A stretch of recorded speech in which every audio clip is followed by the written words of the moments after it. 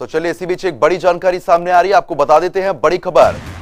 Haryana BJP ने बड़ी बैठक बुलाई है। तो आपको बता दें, हरियाणा बीजेपी ने बैठक बुलाई। मोदी सरकार के 8 साल पूरे होने पर यह बैठक बुलाई जा रही है। प्रदेश अध्यक्ष ओपी धनखड़ ने यह बैठक बुलाई है।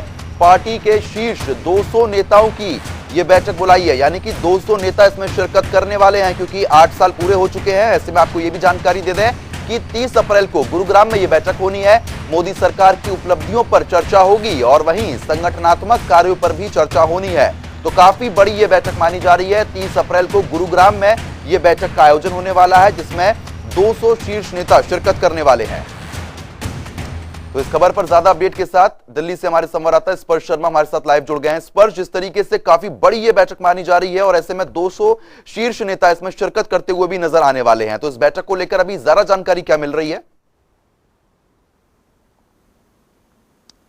देखिए, केंद्र सरकार के 8 साल पूरे होने वाले हैं। ऐसे में हरियाणा बीजेपी की तरफ से ये बड़ी बैठक गुरुग्राम में बुलाई गई है। 30 तारीख को ये बैठक होती हुई नजर आएगी। इस बैठक में तमाम सांसद, तमाम हरियाणा सरकार के मंत्री और तमाम जो वरिष्ठ नेता हैं, 200 के करीब संख्या जो है तमाम नेताओं की पहुंच जाएगी। उनको जो है इस बैठक के लिए जो है बुलाया गया। ऐसे में 8 साल किस तरीके से मोदी सरकार के रहे हैं, उसको लेकर यहाँ पर जो है मंथन और चिंतन होता हुआ नजर आएगा। और उसके साथ साथ केंद्र सरकार की जिस तरह की नीतियां हैं, उसको किस तरीके से ग्राउंड स्तर पर जो है लेकर जाना है आगे आने वाले समय में भी, और उसके साथ साथ हरियाणा में किस तरीके से संगठन को लेकर जो है मजबूत करना है, इसको लेकर यह बैठक जो है काफी अहम है। ऐसे में 200 के करीब जो हरियाणा बीजेपी के तमाम जो शीर्ष नेता हैं, जिसमें सांसदों की बात की जाए, मंत्रियों की बात की जाए, उनको जो है फिलहाल गुरुग्राम में इस बैठक के लिए बुलाया गया है।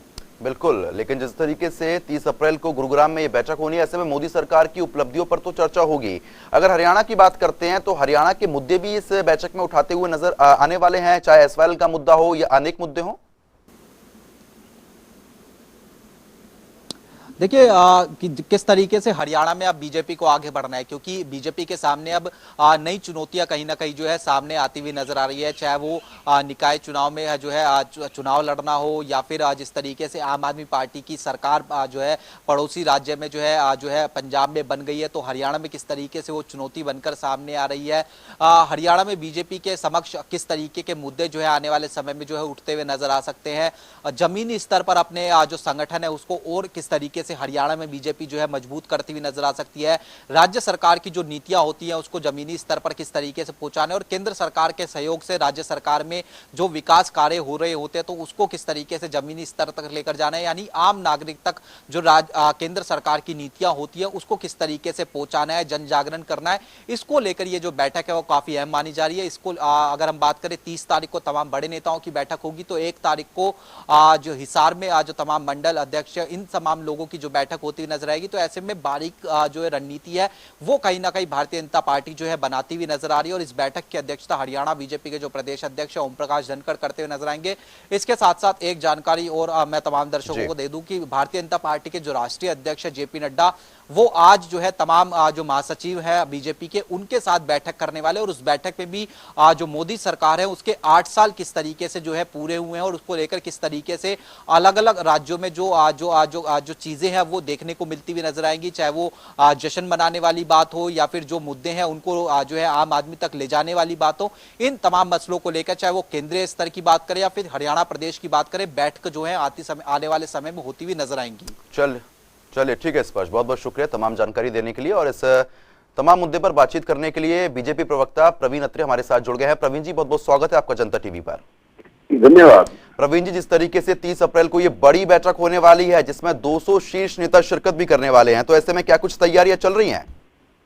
देखिए, ऐसा है कि केंद्र के अंदर माननीय मोदी जी की सरकार को 8 साल पूरे होने जा रहे हैं जी, और केंद्र सरकार की जो योजनाएं हैं, उन योजनाओं का जमीनी स्तर पे आम जन को लाभ जो प्राप्त हो रहा है, वास्तु स्थिति क्या है, जनता तक भारतीय जनता पार्टी की नीतियां, हरियाणा प्रदेश सरकार की जो योजनाएं हैं, उन योजनाओं का जमीनी स्तर पे क्या प्रभाव है, जो उन योजनाओं के लाभार्थी हैं उन तक लाभ पहुंच रहा है, और संगठन किस तरह से और ज्यादा मजबूत हो, जमीनी स्तर पे संगठन में गतिशीलता और तेजी से आए, ये सब विषय हैं जो बैठक में चर्चा में रहेंगे।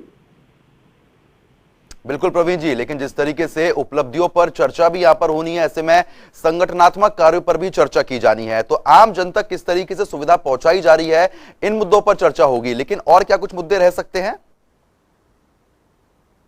संगठन की गतिविधियां हैं, जो हरियाणा प्रदेश के राजनीतिक हालात हैं, निकाय चुनाव होने वाले हैं हरियाणा प्रदेश में, निकाय चुनाव भी एक विषय है जी। और निकाय चुनाव में पार्टी कार्यकर्ता अपना 100% लगाए और निकाय चुनाव में भारतीय जनता पार्टी का परचम लहराएं, इसके ऊपर स्वाभाविक है चर्चा होगी। बिल्कुल, लेकिन जिस तरीके से एसवाईएल का जो मुद्दा है वो लगातार उठाया जा रहा है, तो इस मुद्दे पर भी चर्चा होती हुई दिख सकती है क्या प्रवीण जी?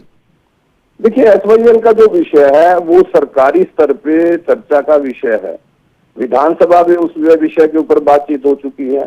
सरकार उस विषय पे संजीदगी से आगे बढ़ रही है।